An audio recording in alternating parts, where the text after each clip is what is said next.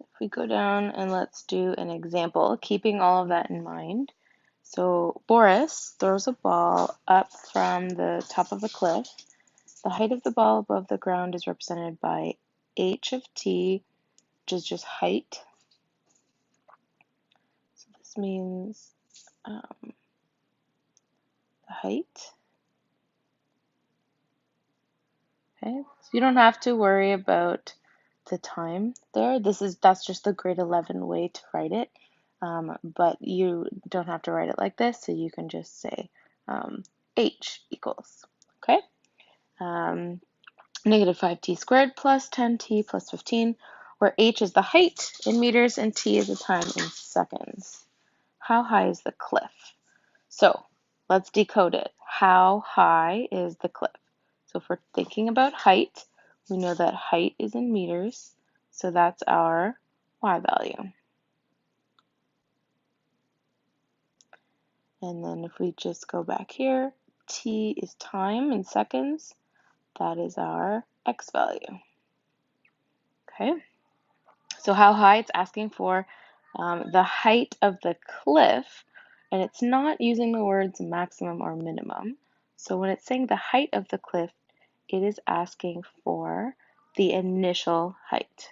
Okay, initial height, which is our y-intercept. So the height, that means if we go back to our chart, if we're trying to find the initial value, sub x equals 0 into the equation, or in this case, t equals 0. So we've got negative 5 times 0 squared plus 10 times 0 plus 15. That's 15. And because, this is key to remember, because you're given a word question, you have to give a word answer. That's kind of how I phrase it.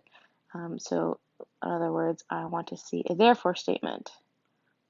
The cliff is 15 meters, don't forget your units, high.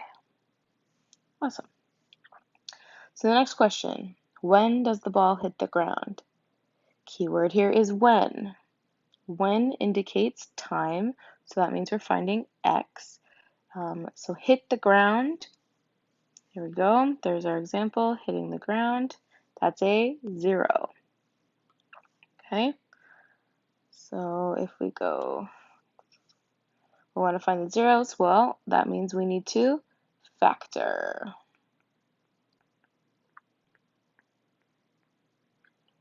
So h equals, so I'm going to common factor first, so always your first step,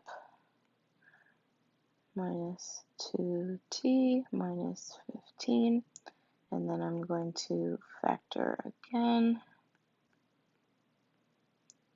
and then 3 times 5 is 15, and then the middle number is negative, which means the bigger number is negative, and the smaller number is positive. Then we split them off, set them equal to 0,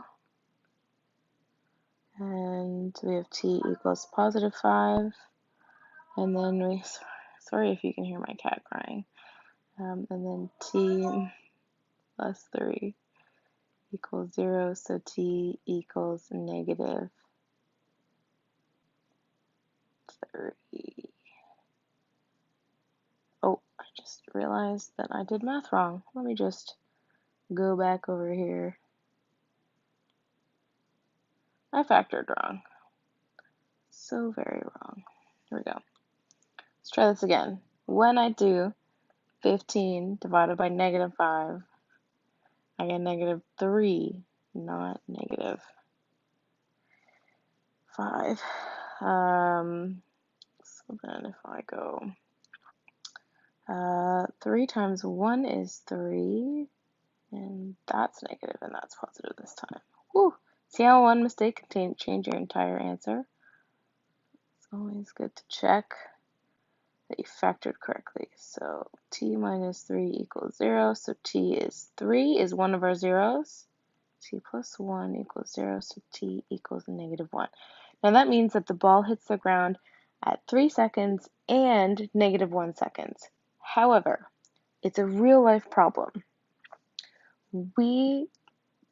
Time can't be negative. We can't go back in time. So we say that is inadmissible,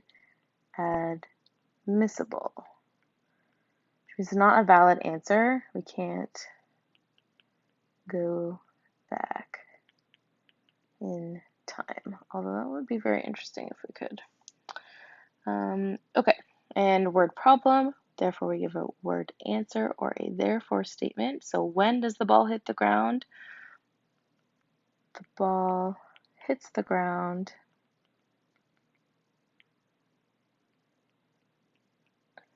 after 3 seconds.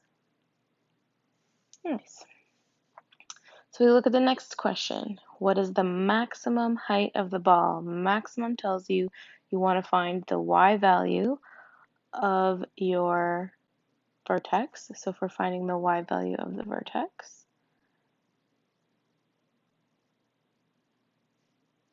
well, this is what we want to find, our optimum value here.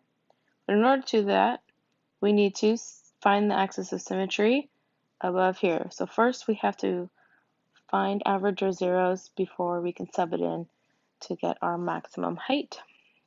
So we have our zeros. So we know that XB or AOS is 3 plus -1 divided by 2, which is 1. And then when we sub that back into our height formula, we can either actually sub it into the original equation, or you can sub it into your factored equation. It doesn't really matter. You should get the right answer. However, when we sub in, we don't write t, we write 1. So this is me subbing in that one there and that one there. You know you factored right when you get a negative and a positive of the same answer. So that is 20. So therefore, I'll write this here. The maximum height of the ball is 20, don't forget your units, meters.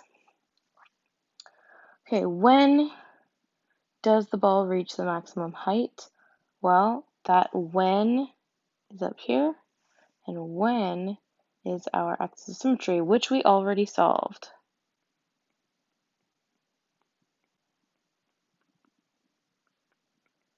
Which is right there. Nice.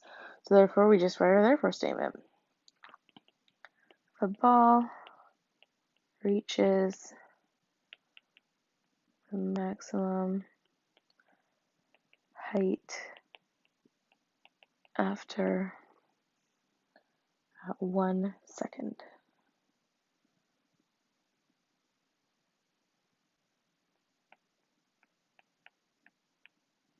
Okay, and I just want to show this visually for you so that all these questions, if the answers didn't quite make sense, they might make sense after we graph it out. So let's take all of our points that we found. Our y-intercept was 15, so we'll say that's 15. This is meters, this is seconds. We know that our zeros are -1 and 3. And we know that the maximum height is 20, and it occurs at 1. And then so we know that it looks like that. And remember that technically the graph exists, however, time, we don't go backwards in time, right? It like went off the cliff and then came back down and hit the ground. So this is one example where when we are graphing the parabola, we don't have to draw our arrows because it's a real life problem. And in this case, yes, technically a parabola goes on forever. However, the ball doesn't go on forever. And there you have it.